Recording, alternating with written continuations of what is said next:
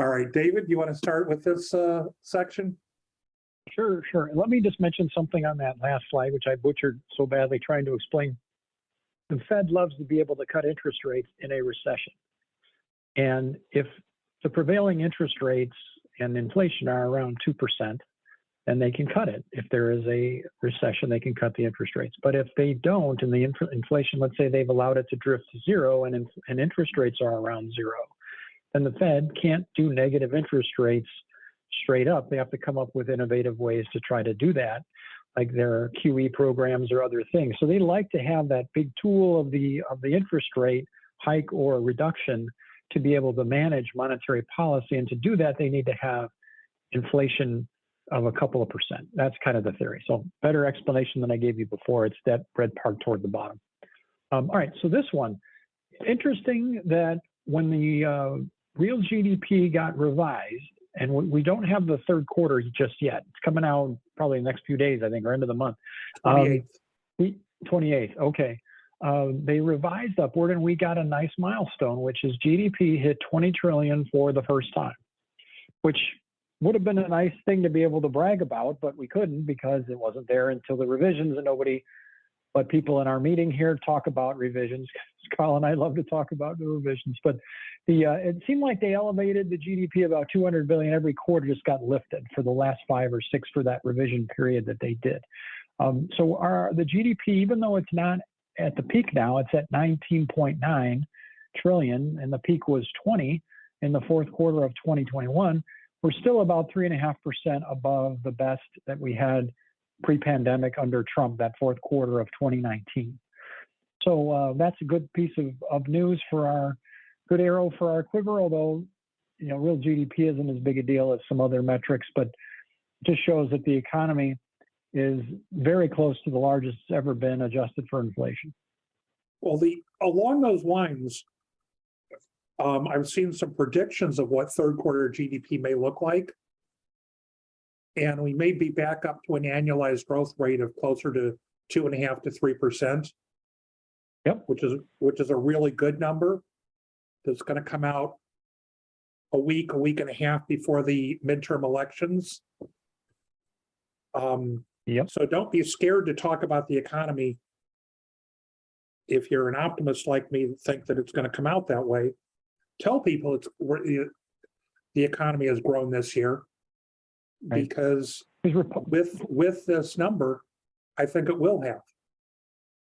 And Republicans have been telling everyone we're in a recession because GDP went down for a couple of quarters. That's a definition or a rule of thumb that is not the actual definition. We'll talk about that in a little bit. But I'm wondering what Republicans are going to say when GDP is up. Meaning, are we out of the recession? Are they going to? I'm sure we will not have them talking about how wonderful the economy is and that it's come out of recession right before the election. We'll have to do that. Yeah. If it was in recession, it's not anymore. It really wasn't. Right. Yep. I think we have that slide right here, Carl, is the 2.8%. This is the Atlanta. It has a Federal Reserve Bank of Atlanta has this GDP nowcast, it's called. And they have a model that takes a lot of data, other economic data that's more frequent than GDP. Remember, GDP is quarterly. And so they take monthly data, weekly data. I don't know if there's any daily data in there, probably is somewhere, maybe stock market prices, who knows. But they have they crunch all the numbers and they come up with what they think the GDP is going to be. And the latest estimate's 2.8. So that we'll take it. We'll see if they get there. The blue chip economist, that blue line is definitely not there, but it's over 1%. It's showing growth either way. This is how they actually define recession. And this is the NBER, the National Bureau of Economic Research. They have a group that decides when the economy's at a peak. And the point here isn't really which line is which and trying to keep up on it. I know that there's some spaghetti there, as the saying goes, when you put a chart with a bunch of lines on it. But look at the trend, and that since June, everything's up. They're above June level. And then for the year, 4 of the 6 measures are up. And so typically you're not going to see a recession when you have measures like that. and included in there are some measures we've covered. Like the second one is the jobs. The third one is the employment level. So that's that table we showed you that has the participation rate and other pieces in there from the household survey. Personal consumption expenditures. I don't know how to interpret really those last two because I don't normally look at them, the manufacturing and trade industry sales or industrial production. But the jobs, the labor market is very strong, and you're generally not going to have a recession when your labor market is very strong. If you start to see unemployment above 4%, you start to see job gains go towards zero, then maybe you've hit a peak. But right now, that's not the case.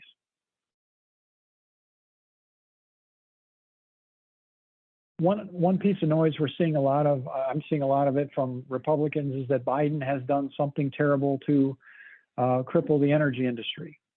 And the fact is that we had our peak in 2019. That's currently the record production of crude oil in the US. And then it fell off a lot in 2020, as you might expect, because of the pandemic. People weren't driving.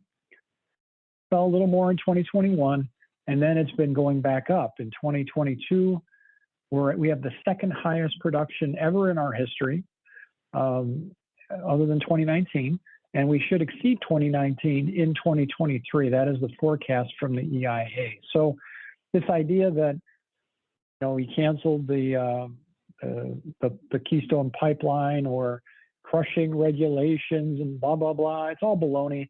We've been recovering from the big drop in 2020 and early 2021. And soon we'll be at all-time record production.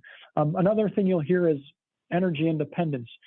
The way that's defined by Republicans and commonly in the US at least is our exports are more than our imports. And that happened for the first time in 2019. And then we went the other way with the imports above exports for a while during the drop-off.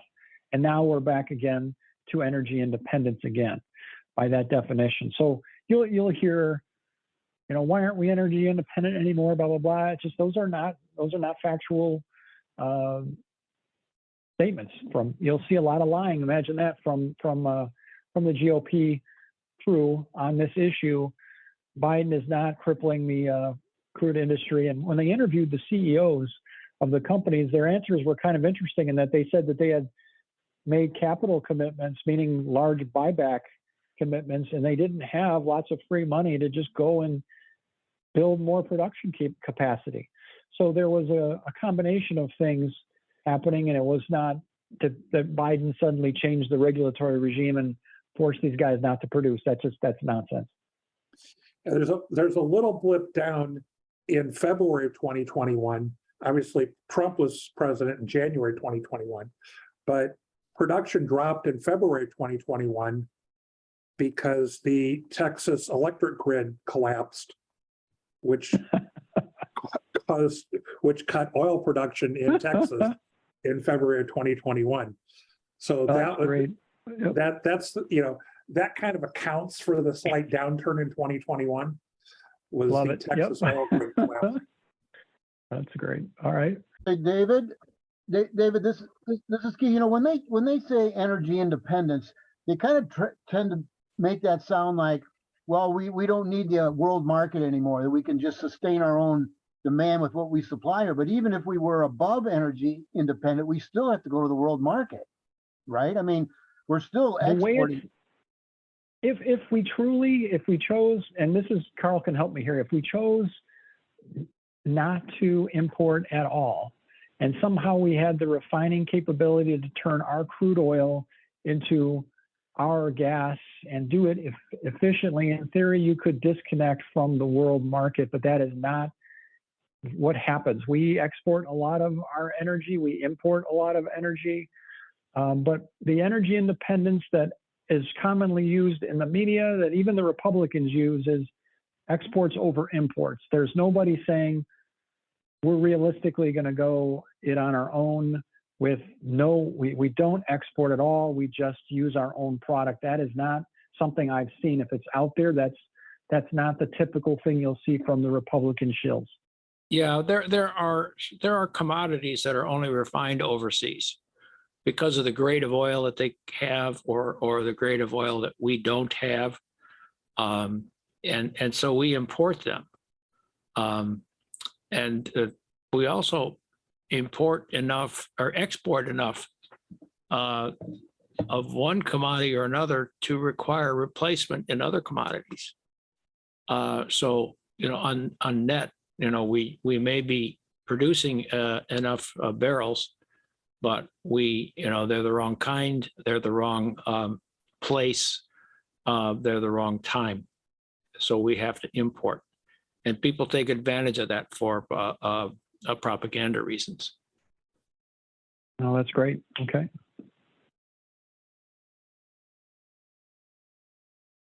All right. We talked about immigration a little bit earlier, that we are about 1.7 million fewer working age immigrants versus the pre-2020 trend. I think some of that started under Trump, obviously, but we're correcting it a little bit at a time, but it's not something that Democrats like to really talk about loudly, because a lot of people are, even Democrats, a fair number of Democrats don't want more immigrants. And it's not just a US thing, it's all over the world. It was a big part of Brexit. So it's one of those things where we really need those immigrants desperately, though. We have 10 million open jobs, and millions of them could be filled by immigrants, legal or otherwise. We could bring in people with master's degrees from India by the bushel if we chose to do that. We can also bring in a lot more people from Mexico if we want to do that. But that isn't something that, sort of like the new third rail of politics, assuming the Republicans are starting to get more and more open about cutting Social Security. I think nobody believes it right now. But the third rail seems to be immigration now, of saying you want more immigrants. Yeah. We want more legal immigrants, but whatever. Yeah. Well, right. when they I don't say even think legal that. immigrants, what they mean is European. What they mean is European immigrants. Right. That's a dog whistle. Yep. Code for white people. Yep. They want the white people. That's it. Yeah. Yeah. I think everybody on this call knows what's going on there, and I think we are afraid to be really loud and argue for more immigrants here, because a lot of them will be brown people, and that's too bad, because that's hurting everybody. Think of it this way: I think there was a comment earlier from Christine about your wealth is your people. The more people we bring in to fill those jobs, the more GDP becomes, the more output we have, and that makes everybody richer. And I should say everybody. On average, everybody's richer. There will always be some people that get hit adversely by it. But if you're bringing in a mix of skilled and unskilled, everybody is likely to, there's going to be a little bit of pain, but overall the country prospers because of it. David, you do have to wonder, though, what effect that would have on wages overall if we got back to that trend line for all immigrants.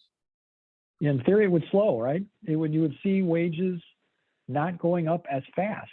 And I think the Fed would say that's a good thing right now, because they would say that wages going up as fast as they have is a problem.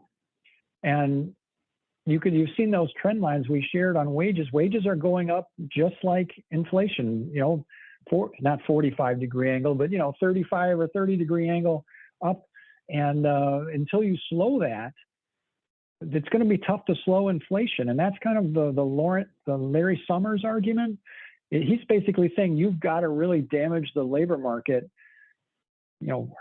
make unemployment get a lot higher, take that wage pressure off in order to slow inflation. And he may be right.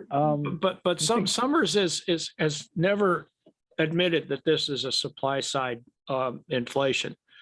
And what we have is a bunch of demand side tools to crush labor. And so as you're really scaring me when you point out that GDP is going up, because what it means is that the Fed is going to turn around. They have to reach through a demand side to get over to the supply side. And so they have to literally crush the labor side. So we're going to see if the Fed doesn't figure out some other tools or somebody start to use fiscal policy, we're going to see a horrible, maybe the demand side goes away because the rest of the world goes into recession first. But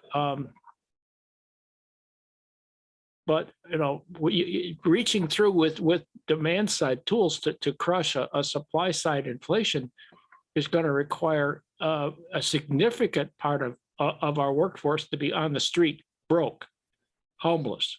Yep. Yeah. That's the risk. Yep. Let's help Ukraine win the war in the first quarter of next year, and all the inflationary pressures go away on energy and food. Do you really think that even if Ukraine won the war, that Russia would start shipping oil and gas again? They hold a grudge. Yeah, it depends on how much they want to hurt themselves. You're really going to enjoy Peter's YouTube channel because he speaks to this point. He actually makes the argument that because there's almost no way to get Russian oil to China, not in huge quantities, that because of the embargoes, China may actually have less oil now. It's absolutely stunning what Russia's having to do to try to get oil to China. Well, weren't they going to build a pipeline a while back, and it isn't done? Yeah. I mean, they got like 2,000 miles of mountain to finish. Yeah. Wow. It's through tundra and mountains and basically wilderness. I looked at that route, and I'm a hardware engineer, and I looked at that route and I said, "It's going to be fun." Uh-huh. Oh, Especially yeah. if unknown terrorist attacks keep happening on it. Even if there's not, one of the very, very interesting things that Peter brought up was Russia, 2014, we did an embargo again on Russia, and that stuttered the oil supply coming out of Russia's pipes. Okay, it turns out that most of their oil is in tundra, permafrost. As long as the oil is moving, the pipes don't freeze. The oil stopped moving. The pipes froze. The oil wells froze. Is it still there? They literally, again, Peter's numbers. According to Peter, they had just gotten the last well reopened last year. Oh dear. Uh-huh. Wow. Oh And dear. and again, they have no way to move the oil. So they couldn't sell it if they wanted to, which isn't good for anybody. They have run the risk because Halliburton's left and a couple other majors. They just split. And so they have no one to run these oil fields. It's going to die. It will die. And it will be at least a decade, probably 2, to get them back online. Wait a minute. In 2 decades, demand for oil could very well be a fraction of what it is today. Yes. They may never come back online. Oh. Yeah. Ooh. If Peter's story, comes true at like 50%, within our lifetime, the world will have changed in ways very few people could have imagined. It's really stunning. Anyway, on with your graph. This one looks interesting. This is a way of looking at affordability of homes. Not that everybody's buying $870,000 homes then or now, but they said if you could put 30% down, it's showing that higher mortgage rates really make it harder to buy a house of a given price level. So that 30% down payment with a $2,500 monthly mortgage payment now gets you a $544,000 home as opposed to a $867,000 home. It's only a matter of time until we start to see housing prices starting to fall quite a bit. But right now they haven't yet. It seems they're starting to, but we haven't seen there hasn't been sort of the floodgates have not opened the way you would think with interest rates, mortgage rates going from 3-ish to 7-ish. So we'll see about how that happens. But this is just showing that affordability. I thought it was a really neat analysis that they did in Bloomberg.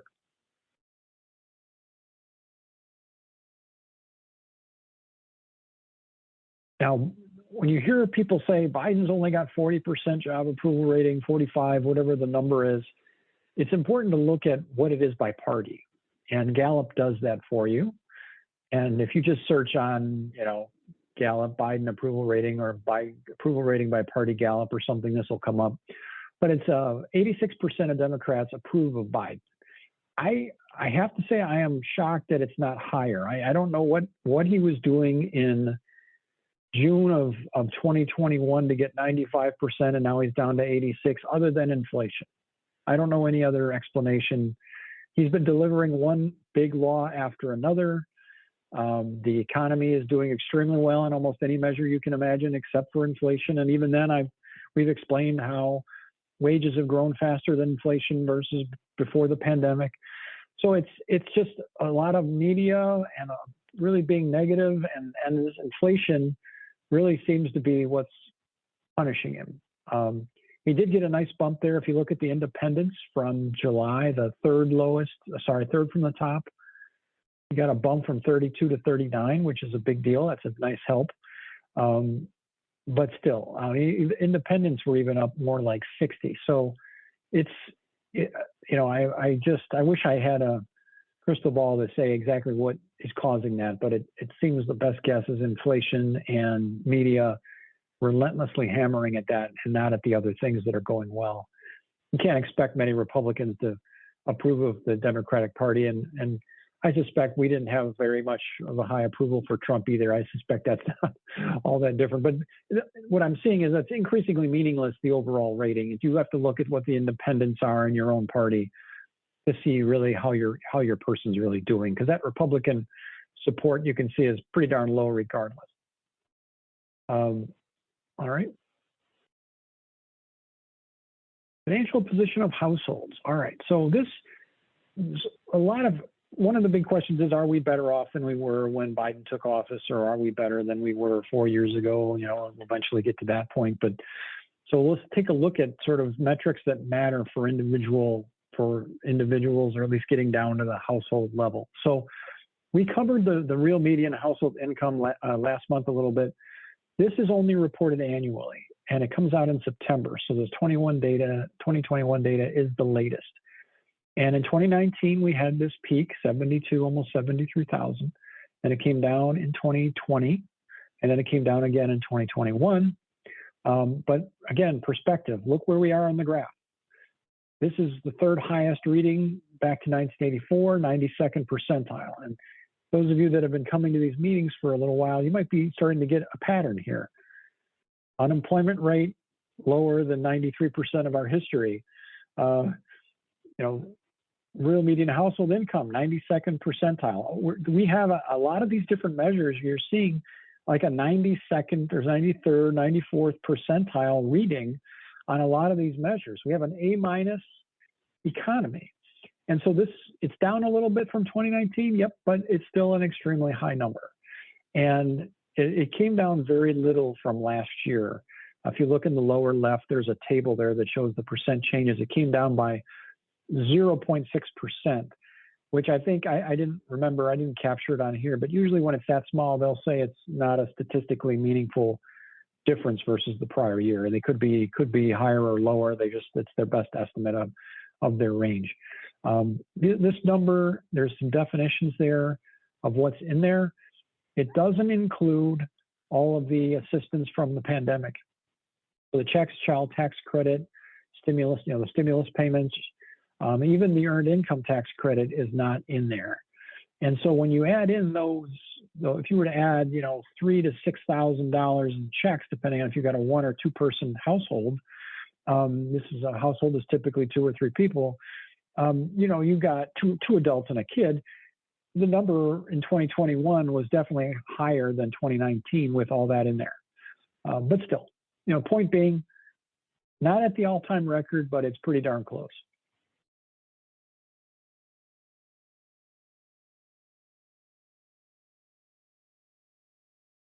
Now, this one shows bank accounts, and by bank accounts, they mean checking, savings, and money market accounts, which for 3 years before the crisis were in that 1.2 trillion range, and now they're at 4.8.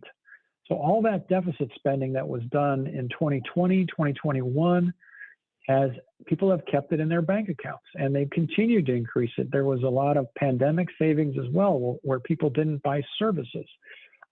This is a very, it's a record 4.8 trillion in checking accounts. And now it's obviously concentrated, meaning the richer people probably have more of this. But, and we'll show you on the next slide, checking accounts at all income levels are better than they were before the pandemic. They're higher, and they're higher by a lot, somewhere between 40 and 60% higher. So then here they are. So before the pandemic at the left, and they're showing the lines on here show different income groups. So by quartile, so 25% of the population, showing fourth income quartile are the lowest income earners, and the first income quartile are the richest. And you can see the effect that the stimulus had on different groups. But generally, the distribution is fairly narrow now on the right-hand side, between 40-something and about 60.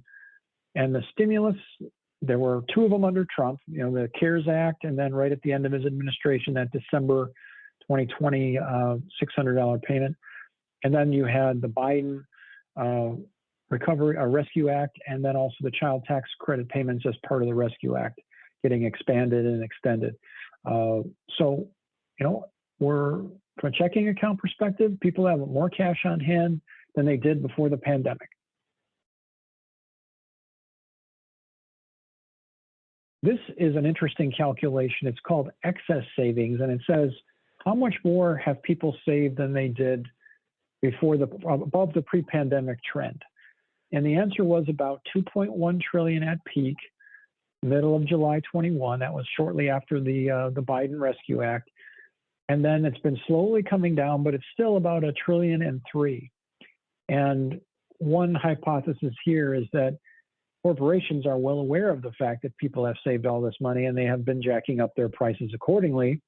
Their corporate profits are at record levels, in many cases, corporate margins, meaning that the profit rate is elevated for many, many companies.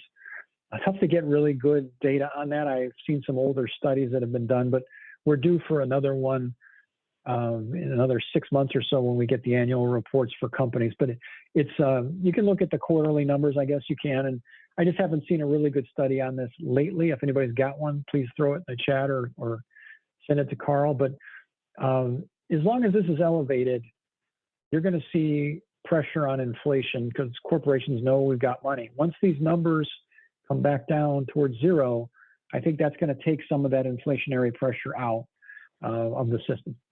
Is there anything, David, that you've seen that prevents people from entering those markets? I mean, if the profits are really nice, what economics says is supposed to happen is more people are supposed to enter the markets unless there's patents or something to prevent them.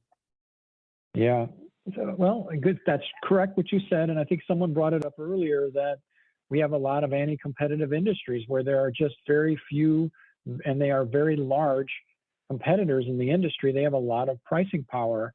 And unless the government's going to break them up into pieces, this is going to continue. They will be able to dramatically raise prices in a pandemic or any other situation where they think people have money to bear it. I'm sort of curious how the two parties compare in their enforcement of antitrust and a willingness to break up or not approve mergers, as we're just hearing now, and stuff like that. Yeah. I suspect that the two parties have been way too homogenous on that there would be something to be gained by being seen as the trust busting party, but I don't think I'm not sure how that fits in with very large donors and how they would appreciate that or not appreciate that. And that's a shame. It's an opportunity to do the right thing that is not being taken. Well, we'll see how they evaluate Kroger Albertsons. Certainly, they're even in the recent times, they have turned down certain mergers. I think it was US Foods and Cisco or whatever were going to merge a few years back. And the federal government turned that one down because they thought that the merger would be anti-competitive. Yeah. And with Kroger and Albertsons being the second and fourth biggest grocery store suppliers, I'm not sure whether they have enough market power to turn down the whole merger. On the other hand, if you remember in the Chicago area back when Albertsons bought Safeway, certain stores had to close. And a lot of the Safeway stores closed, and some of them became Jewel, some of them became Mariana's, some of them became Whole Foods, Tony's, and various other chains bought the individual stores. Okay. That's a good topic, though. I think it's worth this idea of how competitive or not competitive is the U.S. economy is another good idea for a special topic, kind of like this one on the pocketbook. All right, I've got it on my list. And keep us honest on that. If we don't come up with it and say, hey, where's the anti-competitive? Where's the competition subject? We'll get into that. So the real net worth per household of the bottom 50% has reached an all-time record. Second quarter is the latest data we have, and this is adjusted for inflation. So this is all 2022 dollars, and it's up 10% versus last quarter, 58% under Biden, and 93% versus the pre-pandemic period. So a tremendous gain. The reason this group lost almost all their net worth and fell towards near zero was the housing bubble and burst in 2008, around then. Actually, I think the peak prices were 2005 or 6, but that housing bubble killed people that had a mortgage. They had a lot of leverage in the home. They didn't have a lot of equity, and the price fell, and they became negative net worth people. And that has reversed since then. We've been at an all-time peak now fairly recently, though. If you look at 2000, it took about 21 years to get out of that hole, and now we're in the new territory and way up. And this is mainly driven by housing, although the pandemic savings and checks and other things have also contributed to that bottom group. But this is a really great piece of news. It's just nobody knows this. Nobody talks about the real net worth. And there's also some things I've seen some people complain that having a more expensive house didn't really help them.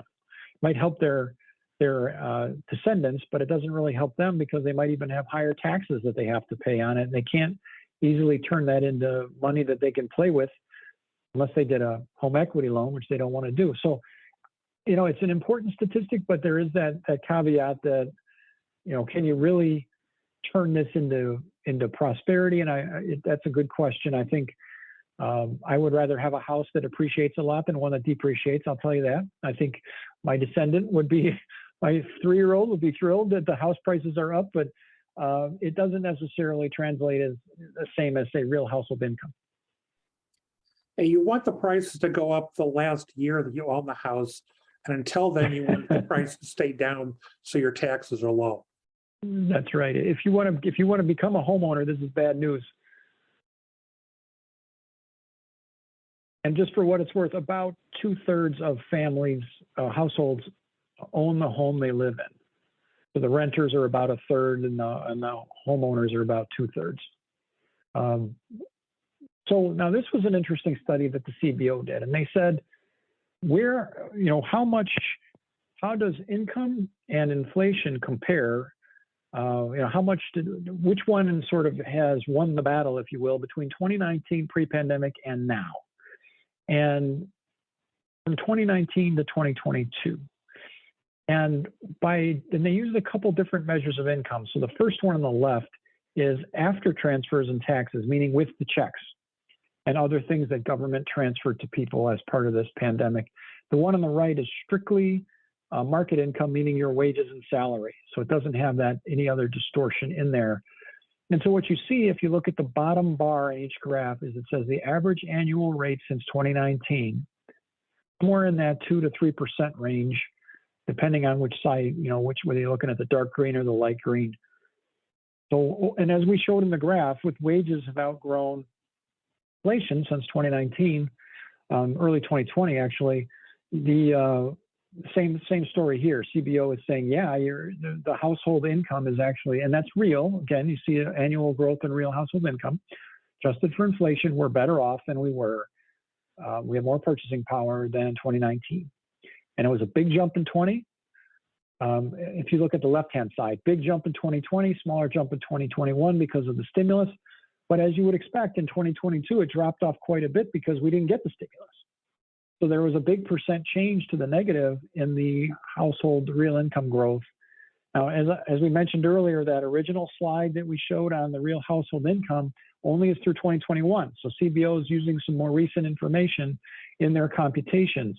But it's one of those where, yeah, you would expect to see that, where there's a big negative with the transfers and taxes. But on the right-hand side, if you're just looking at wages, it was still just up. Wasn't a negative number in that third bar down. So explained there on the right-hand side by CBO. With CBO, I have to read it always 3 times to make sure I get it, but eventually it sinks in. But the good news is progress on either income measure. Now this one is a little trickier. Down is actually good and up above 0 is bad in this one. This is saying how much of your income, what share of your income does it take to purchase the 2019 basket of goods that is being used as sort of the base for this whole analysis? So to buy that, whatever that stuff was that CBO put in the 2019 basket of goods, how much did it cost, and what share of your income did it take to buy it? And what they said is for all the different groups, if you look in that middle area, it's got lowest quintile, second, third, fourth, each group, it was less of the income to buy it if you're looking at that, if you include checks and other government assistance. So everybody's happy. All those income groups are happy with the checks and everything else. Buying that 2019 basket of goods became cheaper. It became less of your share of income. On the bottom graph, same story for everybody except the bottom 20%. Bottom 20%, just their income alone did not cover the increase in costs.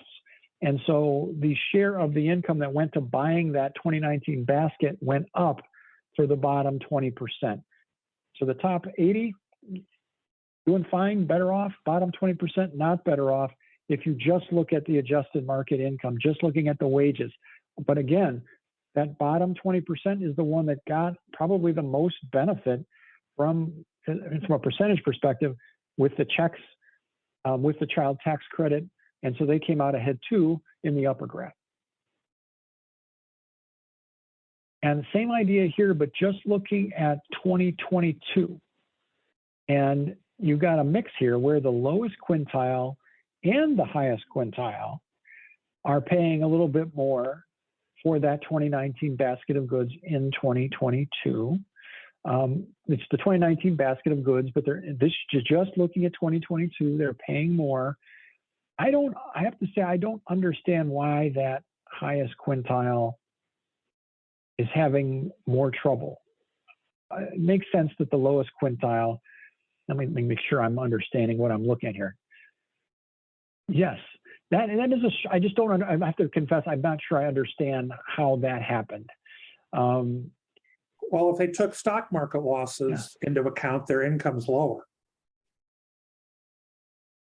And that You know, mostly hits the highest quintile. I don't know if you took capital losses, if you actually took them, if you sold stuff and you included that in your income, which some of which happens, that would make sense.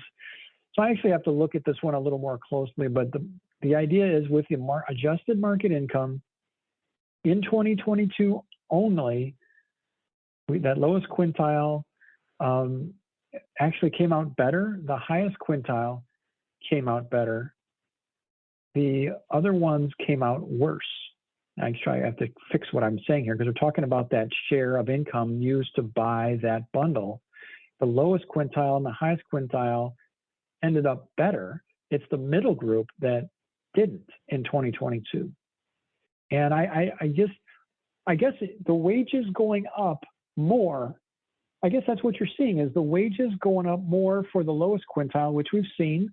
The lower income people are getting the biggest raises, and that's helping. And then the highest quintile, the rich people tend to have the big salary and bonus increases anyway, and that's probably why this is happening. And the middle quintile just doesn't have those advantages. They didn't get the largest raises, and and then they're not super rich. So I'm going to start with that and stick with that, and I'll read the CBO report again and see if I have a better answer. But it's interesting to look at this. The bottom line is people are better off than they were if you include the checks, as you might expect. If you don't, the bottom 20% are worse off on the last page. And this page, the bottom and the top are better off, and the middle is suffering a little bit if you're just looking at market income. All right, now let's switch gears to net worth. And these are all real, meaning adjusted for inflation. And let's talk about how this table works, because I'm going to show you three of them that have different time periods on them. So this one is the long run from the oldest data that the Fed gives, 89, to the latest quarter. And the top row reading across, it says in 2022 dollars, so real dollars, how much did each group have in trillions of net worth in 1989? And the top 1%, so they had 11.3 trillion, next group had 17.8, et cetera, adds up to 48.3. And you can see that the bottom 50 didn't have much of it. Only 1.8 of that net worth. This country, if you think income inequality is bad in the US, wealth inequality is way, way worse. And then in 2022, same idea, that top 1% went to 42 trillion and the bottom 50 went to 4.4 trillion. But overall, if you look at the increase now, that is the difference in the two rows above it. So the left side there, that 30.8 is the difference between 11.3 and 42.1. So that group had 30.1, almost 31 trillion more in net worth, again, in real dollars, 2022 dollars. It's a huge increase. The bottom 50% only got 2.6. And that net worth increase was $87 trillion, the right-hand side column total. So of that 87 trillion increase, the bottom 50% only got 2.6 of it.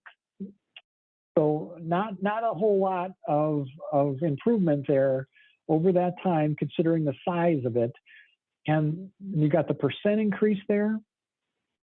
And then the next column, the next row, share of increase, that's where you take that 2.6 for the bottom 50% and divide by 87.4, and that gives you the 3%.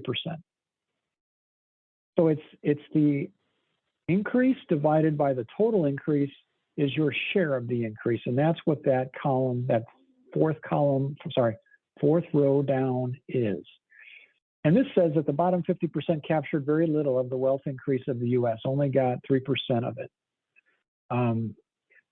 Now, the share of net worth is, if you look at the first two rows, that is that number. So for the third quarter 1989, 11.3 divided by 48.3 gives you the 23.4%. That is their share. The top 1% had 11 trillion of the 48. That's where your 23.4 comes from. And each group, same idea, going across, same for the next row, the different time period. And then the change in share is just the 7.6 is the difference between the two cells above it. That 23.4 and the 31.0 gives you the change in share. So the top 1% and the next 9 have, well, top 1% had an increase.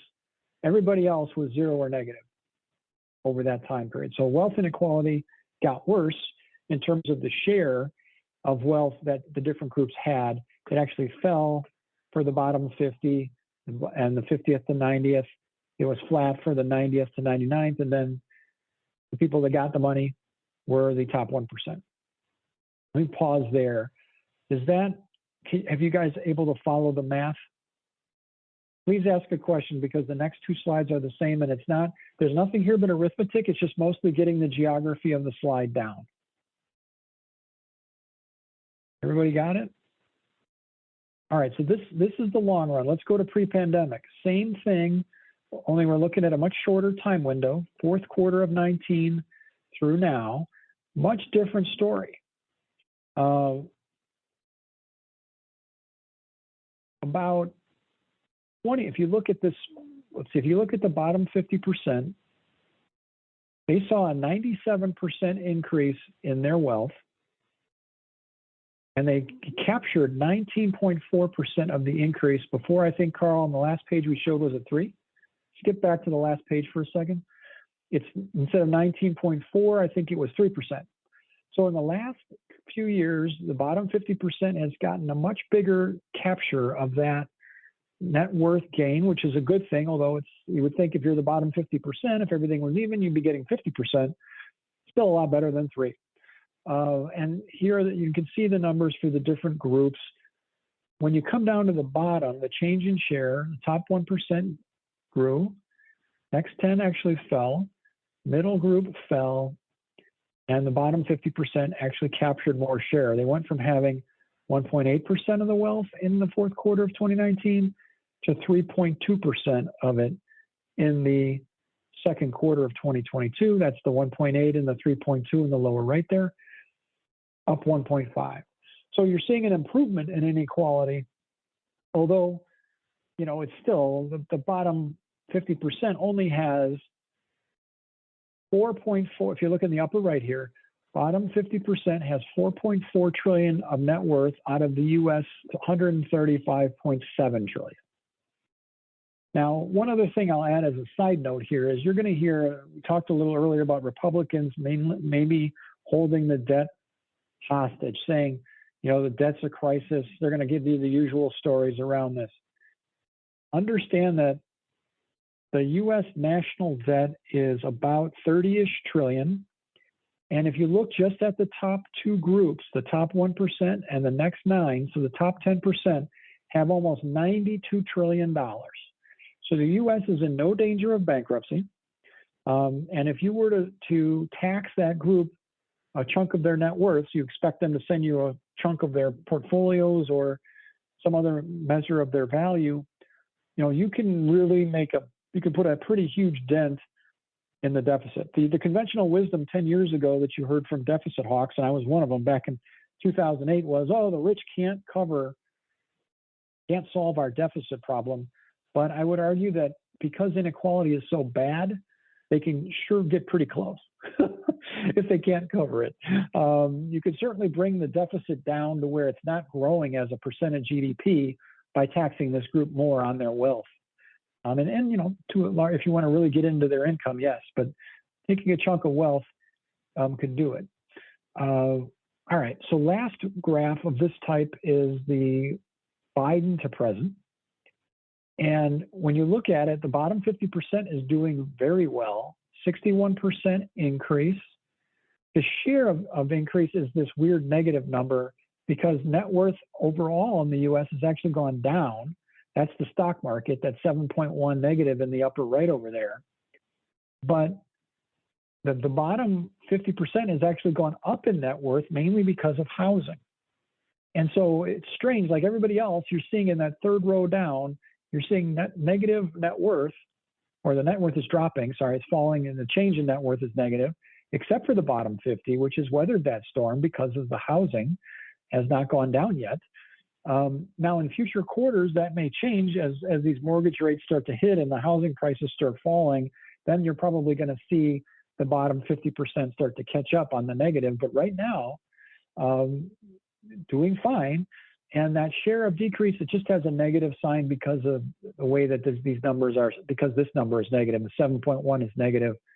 It causes this to be negative.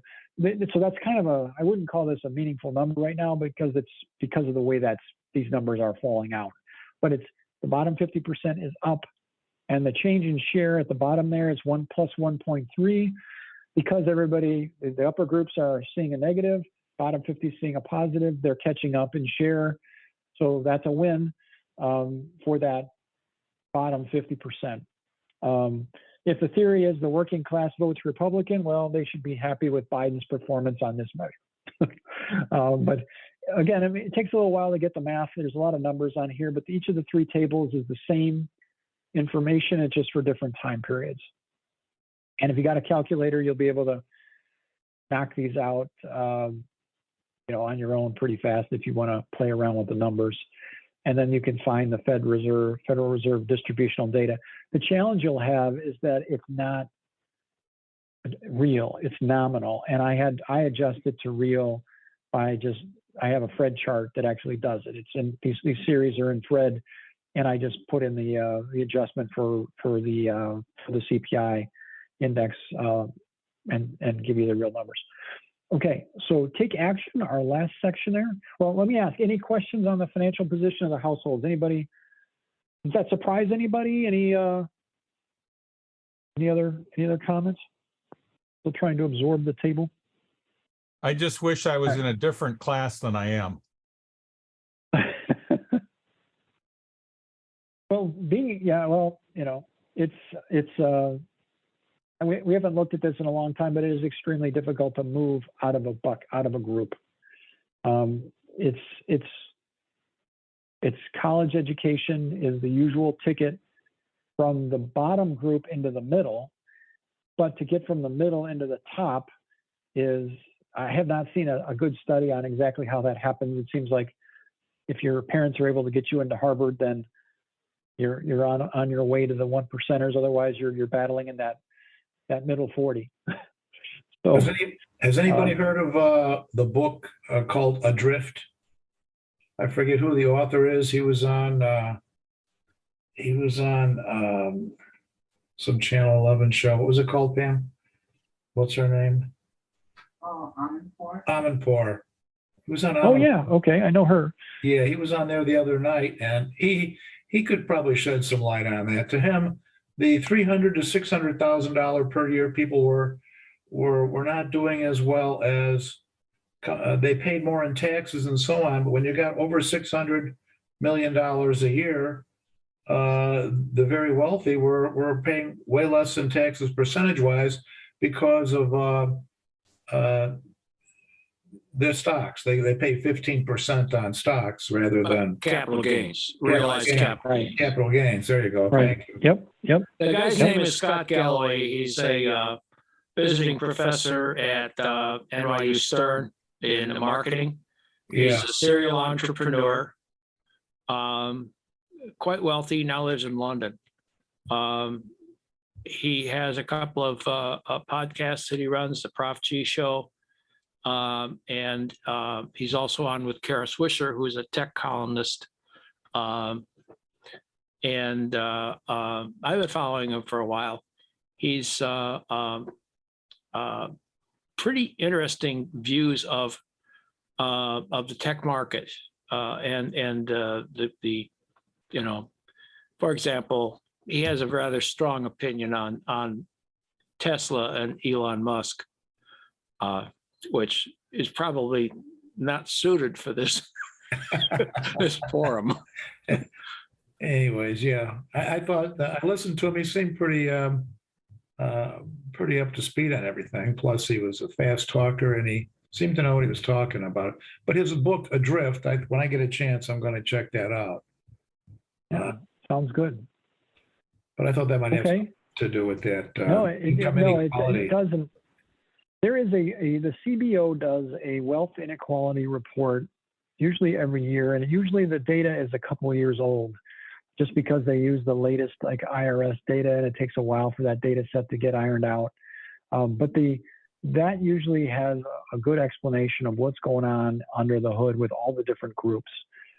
And they try not to be, they try to stick to the facts, as you know, with the CBO. They're not going to get into too much of opinion. It's going to be mostly this is what's happening in each group, but they can at least, by understanding what's happening in each group, they will get into some of the whys. And if you're interested in the subject, don't want to read an entire book, the CBO that's a pretty good set of reports that they do. And so it's, give it a shot. They're not hard to find. They have a distribution of income and wealth section on their page, and you can get the latest report pretty easily. If you have trouble, just let us know and we'll get it for you. All right, last section, I guess, before we're done here, the take action. There's a summary of some of the highlights of the Biden administration. What I tried to do here is take some of sort of the records, sort of the greatest hits of that. So that not all of this is the latest period. It's just what's happened during the Biden era. So like the first one is the latest because that's the best. In September 2022, we're at the highest number of jobs ever in the U.S. We had the lowest unemployment rate in July since 1969 at 3.46. We're at 3.5 now, which Biden hit in this 3.46 rounds up to 3.5. You have to actually take a couple of the component data series and crunch the numbers to get to the next decimal because the government, the BLS doesn't usually report that with the main, the employment situation summary every month. But we got lower than the Trump best in July of 2022. I think we're right like a hundredth above it right now, but it's still 3.5. You got to go back to 1969 to get 3.4. I talked about that bottom 50% richest ever.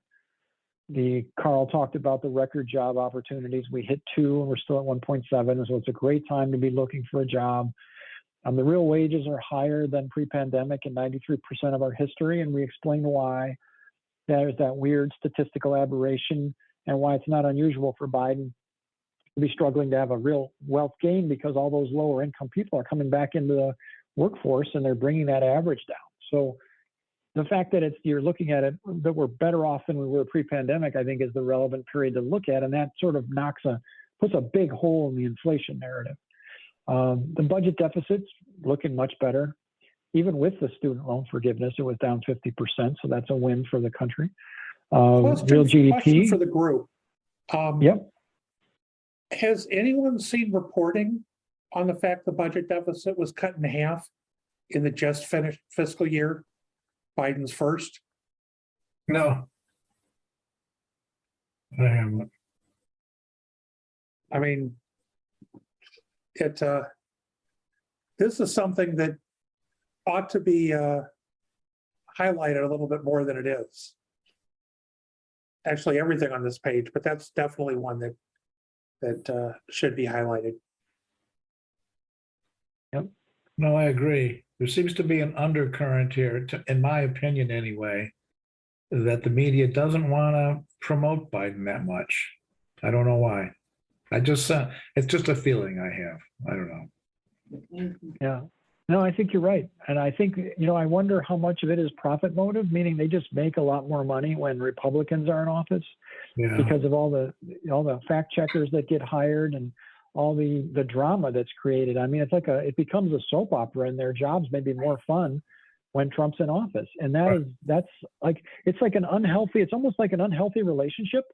Kind of like if you're obsessed with somebody and they treat you badly, but you keep coming back. It's sort of like we have that kind of relationship with Republicans. Yeah. It's bizarre. Like you guys know the history of how much better the economy does with Democrats as presidents, regardless of who's in the House and who controls the Congress.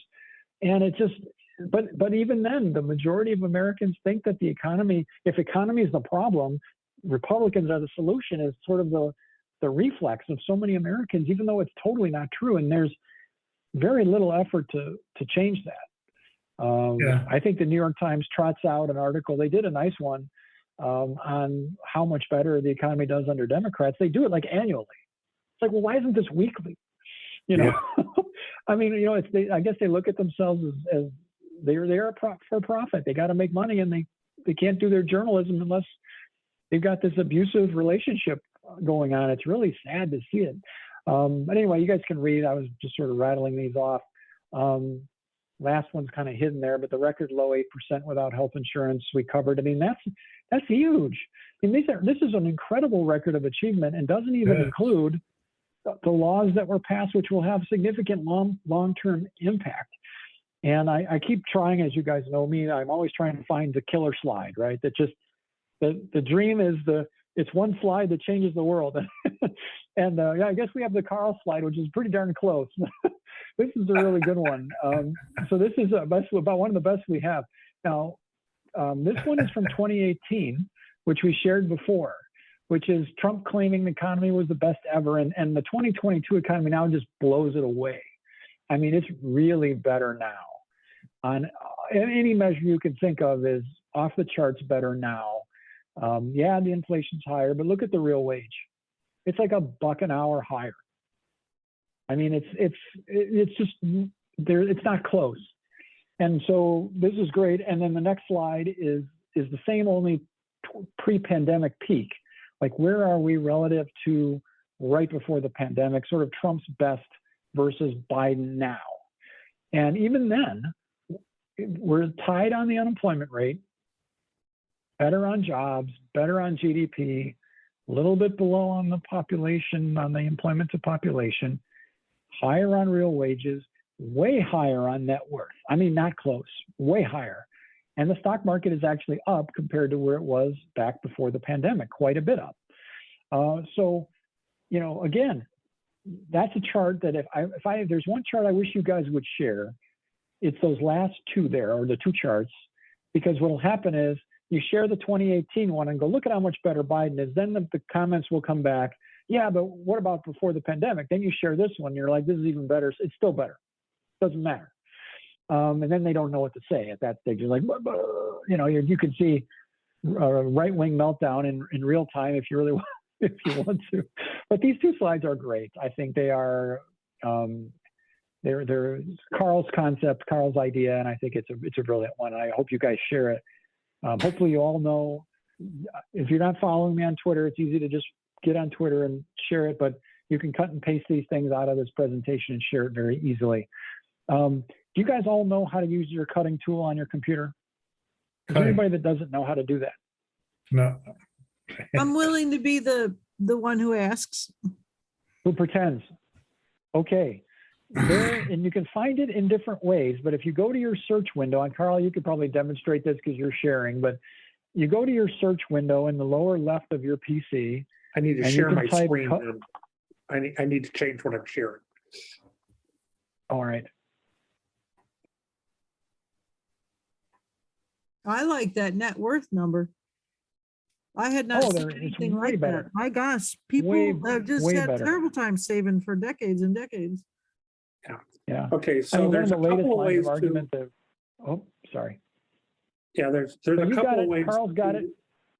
Um, Carl's got his cutting tool right down there in the bottom center. Let's just start with that, just to be obvious. And you could go back to one of your slides, Carl, one of the Carl specials on the last 2 pages. okay, and Yeah. So now you can demonstrate. Yeah, you can just cut.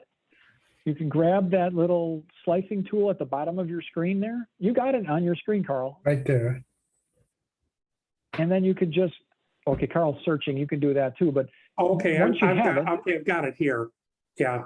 yeah, so you can cut. You touch you click on the cutting tool, and then you draw a box around the slide. Oh, It's that simple. Well, the And so other Carl's thing though is that cutting Just tool like that.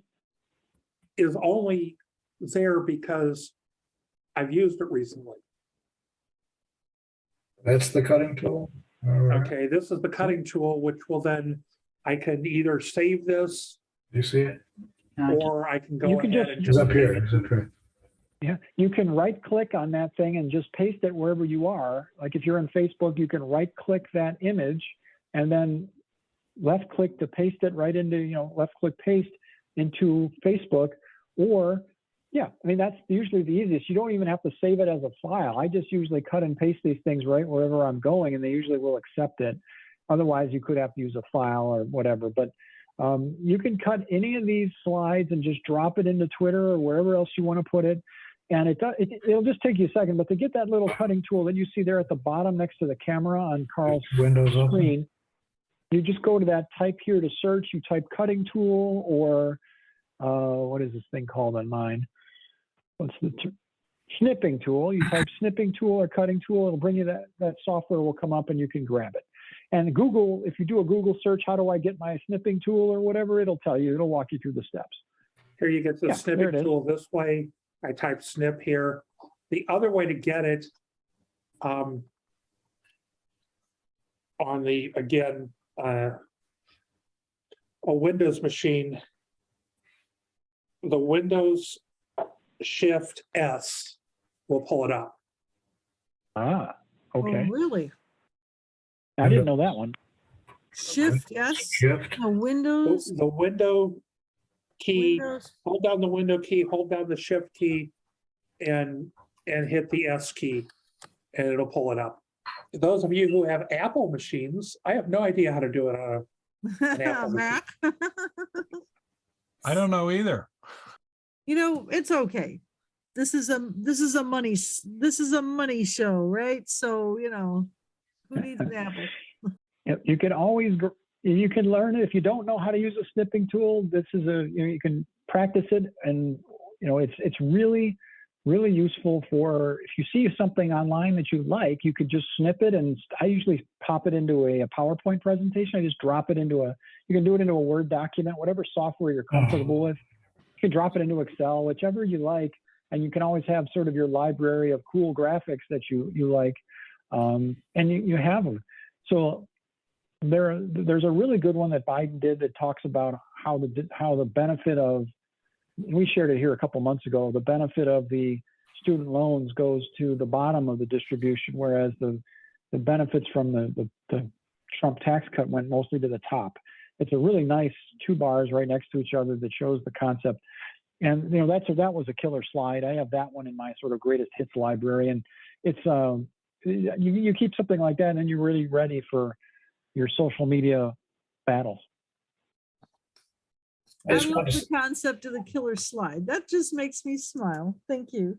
I'm trying to find it. It's the eternal quest, but Carl had quite a good one there. Even though it's a simple table, that's sometimes all you need. It doesn't have to be super fancy. Some of the fancier charts become impossible to understand. I mean, there's this thing called a spider chart or a radar chart where it's like there's.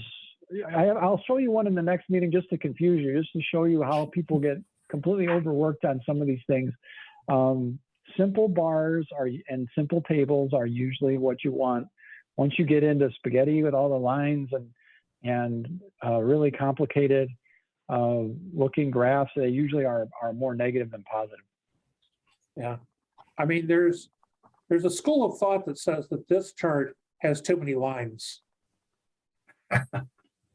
Boy, that net worth million, 700,000 versus 750,000. Wow. So which ones are important to, voters in this economy? The unemployment rate, certainly, the jobs level. I don't think most voters are going to care about GDP level. The employment to population ratio being up is a good thing. Real wages being up is a good thing. Real net worth per household for the bottom 50% is a good thing. The last 2 lines you could probably drop off. But you know what they're going to bring up? They're going to bring up inflation, and they're going to bring up how their 401ks have dropped significantly this last year, just this year alone. That doesn't show up on this chart, Well, it does Well, only in terms of the stock market. It does with the net worth, and that's the thing is the bottom 50 didn't get hit by the stock market drop because they have almost no stock. And keep this in mind, because you're echoing a point I ran into just the last couple of days. The right wingers have been organized about talking about 401ks, and we'll share this in the next meeting. From his election day, so from November, the stock market is up about 7% right now from election, and that's when remember when Trump started taking credit for it was his election, and now from Biden's inauguration. We're down about 7%. Remember, we peaked up from election, we peaked up at 42% under Biden. So we went from Biden starting and the stock market was already at was approximately a record level. So it wasn't like he was recovering then. We were already recovered in the stock market. It went up 42%, and now it's come down to where it's still +7. And remember that 42% is from election. So up 42 and then to 7. You start from inauguration, it went up, didn't go up 42, but it went up a lot. And then it came down and now it's -7. So our 401ks have not taken a hit. They're actually up from his election. They're slightly down from his inauguration, not a material amount. They're down from the peak when they were up 42%. And, yep, that's true. It's a true statement. But again, you're not hurting compared to where you were when Biden was elected. You're up. And it will come back. It will If we come. get a couple more days like yesterday and today between now and the election, we take away that talking point. Yeah. Yeah, but you're right about that. That is a talking point they've been sharing. Look at your 401k. Well, yeah, it was up enormously and it's come down quite a bit. That's no doubt. But yeah, they don't talk about the up enormously part. They don't show you the first point and then the second point, which is up 42, and then the last point, which is up 7. All right. I may have to do one of those. I'm ready. Do So, it. Thank you so much, Yep. gentlemen. What fun. yep. God, I Thank keep you, guys. saying this too. I do. Thanks for being here, Jay Gruber. You're The welcome. more the merrier. Spread the word. Yeah, good, crowd today. We'll have to figure out when to have the next meeting. I think before the election. We need killer slides before the election. Well, there's 2 pieces of data that'll come out before the election. On October 28th, we're going to get real GDP for the third quarter. And we can go ahead and we will certainly go ahead and send that out to everybody when it comes out a week from Friday in the morning. I still am very grateful. I think you should send an email with the 3 killer slides there. Well, early on today. You don't have to. I'm inviting you. No. Early on today, I put a link to the presentation in the chat, and I'm going to go ahead and copy it right now.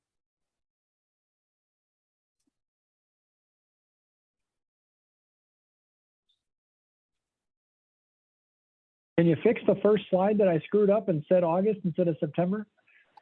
No, I'm going to get it out to people faster before they Oh, no. walk away.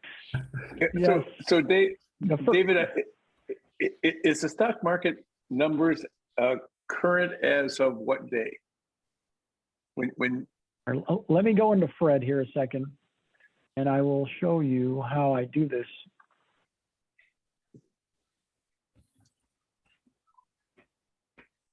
Yeah, I can give you, yes, they will be, Fred will be current as of today. So let me take a look here. I'll give you an exact number. I know I still use that slide you guys made with the president's heads on it. Maybe that's not yours, but whoever you stole that from, it was really nice. Yeah, there's some good ones about jobs out there. That one there's a nice one that somebody did that had the president's heads and showed the monthly job creation showed 500,000 for Biden. All right, so let's go from election, and I'm going to try to share my screen. Let's see if I can do this without causing an explosion here. Well, we'll do a drum roll. Yeah, all right, let me see which slide I've got here. Hopefully this will work. Can you guys see this? Yeah. Yes. We can. It's Fred, your good buddy Fred. Oh, you better believe it. Okay, so this says from Biden's election, 11/3. Okay, this is the tracking the stock market. And it shows the tracking, and so 100 is 0%, and then it went up to 100, so it went up to 142, so that's plus 42% up. And then right now it ended today at 10% up.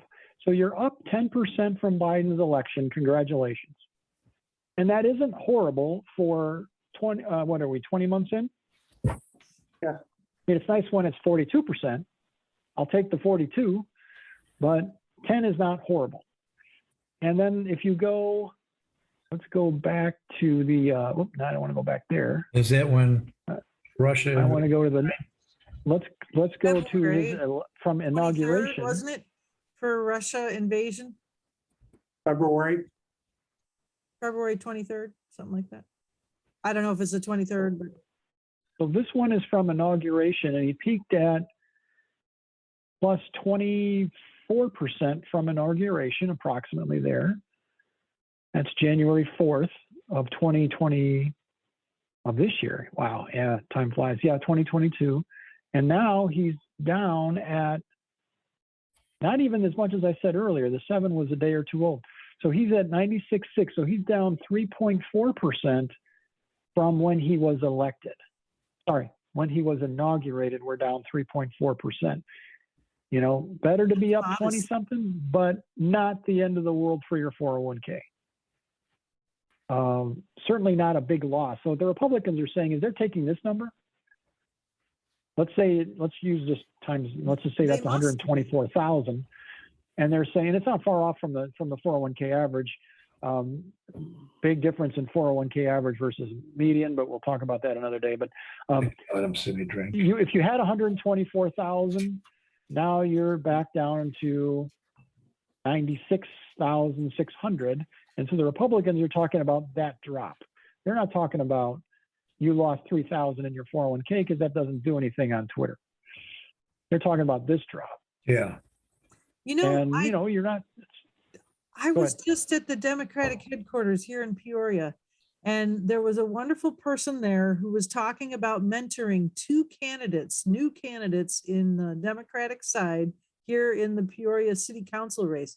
And she said they keep getting worried about the crazy stunts that our local MAGA Republicans are pulling. And she said, yeah, just ignore them. Keep talking to people and run a good campaign. And my response was, the essence of the craziness is to make us all panic, and then we can't do what we're best at, potentially. And that is really part of it, is It is. let it not be that you become panicked. Let it be You know, that you say that's their tool to make me not think that I can do it, or that I don't do my steady good stuff. I don't know. What do you think? That's a really good observation. And that's part of the constant lying, puts you on Yes. defensive, saying, Yeah. you're saying that's not Right. true. You find yourself in fact-checking mode all the time. And that's where, when Carl and I have this presentation, if people know this stuff in advance, if you hear nonsense from Republicans and you already know the facts, then you're immune to it. It's like an immunization, kind of like against a virus. And the problem is not enough people are immunized. You know, not everybody agree. has all these slides. Biden doesn't share these slides every month. It's not hard. He could have one of his interns put something like this together. He's got the Council of Economic Advisors that are professionals at it. They could send this out every month, and they don't. And it's like, why not? I mean, you're kidding. You're killing me. You're killing us, because everybody would already know this, and the media would be forced to cover it because Biden is talking about it. And we don't. And it's a shame. So it falls to people like me and Carl to do this. And we share it as much as we can, but we don't have the megaphone. You know, we just don't. I'm so glad you're sharing it. I feel like I know things that other people don't know sometimes. And I tell them, I know these people think the economy's bad, but it really isn't. No. I mean, it's a 92nd or 93rd percentile economy. How good is the economy? It's A-. That's the bottom line. It's an A- economy. Stop lying about it being a C or a D or an F. It's an A-. And nobody has that in their brain. They're not immunized to think like that. And that's too bad. Well, I appreciate what you do. Well done, Yeah. people. No, thank you. And you got, what have you got? 16 listeners I saw at one point. We got 12 right now, and it's okay. Good. You can 12 people can share this to a heck of a lot of people. You've got email, you can send the link, you can send the presentation, you can share slides on social media. There are a lot of ways to get this information out. And rest assured, I will be trying to share it until to my 2,300 followers who suffer through all the repetition of this stuff. Excuse me. Probably most of them have Yeah. muted me because they just can't deal with the number of slides I'm sending them, but that's all right. There's a few that do share them, and that's worth it. It's great. So David, every time you tweet some of your data and your numbers over the last week and a half, we've been picking it up, tossing it, putting the @NWSOFA on it so it appears on our website. We've been directing our tweet storm team to retweet and retweet. And that team has grown from 4, not a very big team, but to 17. Right. And we're picking up some good steam. And we're actually not only putting the @NWSOFA on each one, or the hashtag NWSOFA, we're also putting Truth Brigade Illinois. And that is picking up a lot of steam also. So on Friday, the Truth Brigaders will be tweet storming everything that we're doing, and we're tweet storming everything they're doing. And tomorrow will be at 1 o'clock, we'll be taking some instructions from Field Team 6 as to how to grow some of these. And they've been retweeting some of your tweets because we put the word hashtag voterizer on, and they literally have 1,000 people that are picking up that stuff and growing it. So we're trying everything we can do to get that information on candidates and what you're doing out. With that, thank you for all that help. Yep, happy to be part of that. It's great. Yeah. Well, there's your megaphone. Woo, go Bill. Yes, go for it. It's Bill. Bill has the megaphone. It's more like cowbells right now. We'll get the megaphone in another week. I'm taking cowbells as a good step. You bet. Yeah. All right, I got to drop. Great presentation, guys. Thanks to everyone who attended and all your questions. Great discussion. Are we still Thank you. taping or are we off? Hey, I got one thing I wanted to say, guys, if I can. Dave, how do I get to you? I'm a newbie on Twitter. Do I just say pound Dave Dosey or? Yeah, I'm just, I can get you a link, but it's just, there shouldn't be that many David Doneys. Just do a search on David Doney and I'll come up, Doney.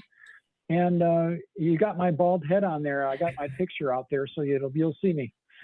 The younger version, the one that had some brown hair instead of gray, is still out there, although it's still just as bald. Okay. Yeah, it's my 10-year-old, my 19, about 10 years ago picture. Well, not everybody can have a gray ponytail. I'm actually very impressed. Right. Right, Christine there's still on? Mr. Charles, you bet. Okay. All right. Well, good night, guys. It was nice, always nice to present. Yeah. Thank you, guys. Actually, I put the links to this presentation, and the last slide links to Dave's Twitter account. Excellent. You're Thank you. clever. Thank you, Carl. Oh, we okay. forgot to say thank you, Carl. 1408. So if What you a go to pleasure. slide 52, Let's see Okay. if I can find that. It's got to be in here what you somewhere. see is that, the tweets he's got, and he twitter.com David charts. Let's see. You'll see that's where David's got his Twitter. Hey, but I've got Mr. Warnock, Senator Warnock is on here. Now, wait a minute. Where is? I got to find Carl, right? What are you looking for at? Trying to find this email you said you had. No, this is the presentation we just gave you. And I Right. put a link to it in the chat. Oh, it's in the chat. I'm so sorry. I'm looking in my email going, I don't see it. Okay. Well, I probably emailed it to you too, but it's easier to find in the chat. Hey, I just snipped this. Now, how do I get it to Word or something? I have to open up the Word and then pull it Yeah, out you of the could- clipboard Open up whatever, yeah. and then go to the clipboard and draw it in, right? Yeah, Okay. just, paste it. All right. I Let gotta me figure- be excited that you make it sound easy. Well done.